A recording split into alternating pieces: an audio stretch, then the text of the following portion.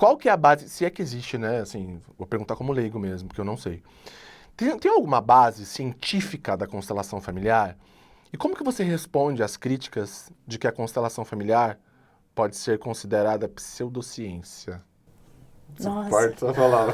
nossa, Eu não vai, não, ninguém não. nunca falou pra mim que constelação é... Nossa, é a primeira vez, tô brincando. É porque é o seguinte, as pessoas, elas gostam de achar que a ciência é algo imutável e perfeito. Então, quando existe, a constelação familiar foi comprovada cientificamente, então ela é boa. Não foi comprovada cientificamente, então ela é ruim. Então, a gente já parte desse lugar de que a ciência está sempre certa. Eu vou, talvez, ser polêmica aqui, porque eu amo ciência. Estive em Harvard há 2 meses, sou parte do Harvard Medical School. Eu vi. Amo ciência, mas eu amo ciência mais pelos racionais que vão na minha sala do que, de fato, porque transforma a minha vida. É importante ter fatos e dados? É. Só que eu quero dar só um contexto, e talvez fique um pouco longa a minha resposta, mas eu queria Amor, muito... nós temos todo o tempo do mundo. Obrigada. Eu queria muito elaborar nisso, porque se a gente for olhar para a ciência, por mais que os gregos tenham começado com ela e depois do Império Romano tenha caído um pouco esse negócio da ciência e voltou muito fortemente lá, no século XV, século XVI, que voltou muito forte a ciência, o mundo já existe muito antes da ciência. Então, a ciência ainda busca entender os fenômenos, a ciência está estudando muita coisa. Por exemplo, em 400 anos antes de Cristo, Aristóteles diria que tem uma força que puxa tudo para o centro.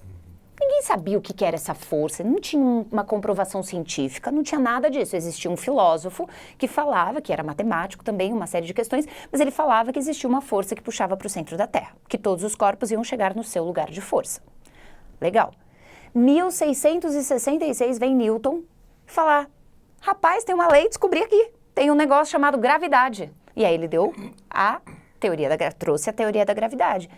Então, 2000 anos depois, a ciência comprovou algo que vem sendo falado desde que o mundo é mundo.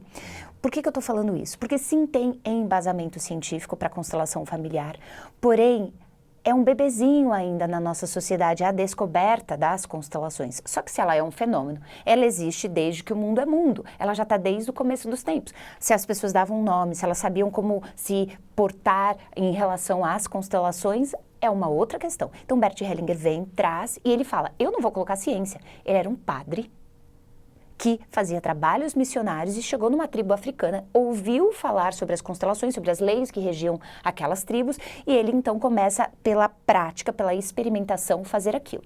E afinal de contas, a ciência é a experimentação, e esse método precisa ser verificado e validado depois. Bom, Bert Hellinger sempre deixou claro, eu não quero colocar ciência, se você quiser, coloque você vai fazer suas pesquisas, seus testes, aquela história toda. Bom, corta para a ciência de fato.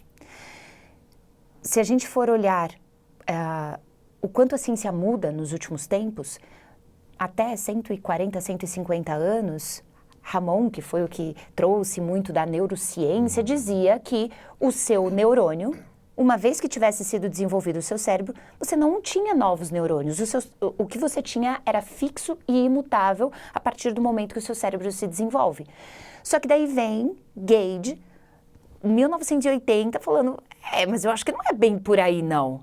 Só que se eu tivesse na época de Ramon, eu falaria só que não, é fixo e imutável. Então, a ciência muda muito e ela evolui muito. E aí vem Ramon com a neurogênese e neuroplasticidade, dizendo o seu cérebro muda, você cria novos neurônios e aquela história toda. Eu estou dando essa base para responder o embasamento da ciência, mas dizendo para as pessoas tomarem um pouco de cuidado ao acreditarem em qualquer coisa que, a ciência comprovou. Tá, ela comprovou hoje, mas pode ser que daqui uma semana, um mês, um ano, ela comprove outra coisa. Para a gente começar a criar um juízo de valor nosso, daquilo que faz sentido para nós, experimentar aquilo na nossa vida prática, para daí sim a gente definir se faz sentido ou se não faz sentido. Outra coisa que é importante falar, Lelê, é que sim, tem embasamento. E as pessoas que são estudiosas, elas já estudaram isso antes de falar que a constelação é pseudociência, que é esse embasamento da epigenética, que inclusive Harvard estuda muito isso, que são essas memórias transgeracionais, que antes a ciência chamava, Lelê, aquilo que eles não sabiam explicar no seu DNA de junk ou seja, de lixo. Lixo. E a maior parte do seu DNA era lixo. E aquilo não me descia, porque eu falava, gente, Deus é perfeito, ele não fez lixo, ele fez seres humanos com todas as informações necessárias. E hoje, a ciência entendeu que não é junk, que é, na verdade, essas memórias transgeracionais. O que é isso? Se houve um trauma no seu sistema familiar, no teu bisavô... Isso é muito interessante. Muito, não é? Se esse trauma aconteceu lá no seu bisavô e ele não foi curado, ele permanece se repetindo, porque passa por DNA.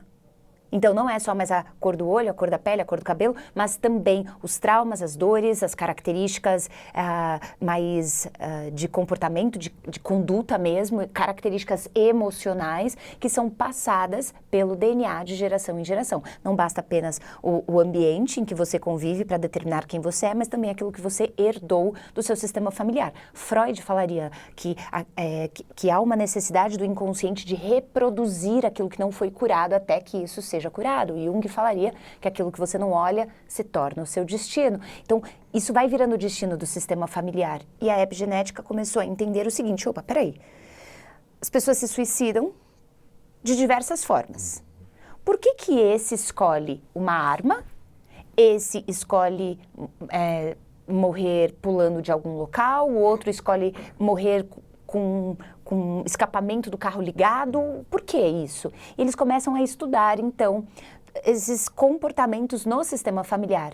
Então, um exemplo clássico de várias pesquisas que Harvard traz e outras grandes no mundo, que, por exemplo, netos ou bisnetos de pessoas que morreram em holocausto, na câmara de gás, se matam se asfixiando dentro do carro. Elas têm o desejo de morrer da mesma forma. Isso faz todo o sentido. Eu tô todo arrepiado aqui, ó. Olha aqui, ó, dá um zoom. Nossa! E isso acontece com muita frequência. Desde de uma pessoa que se suicidou lá atrás, lá no avô, bisavô. Eu tô falando de suicídio, mas de traição, por exemplo. A traição é uma característica que é histórica familiar, que eu chamo de maldição familiar. Por quê? Pode olhar aí. Ou a mãe ou o pai traía, ou a avó traía, isso já vem de longe, isso vai passando, porque é uma dor naquele sistema familiar, é um trauma.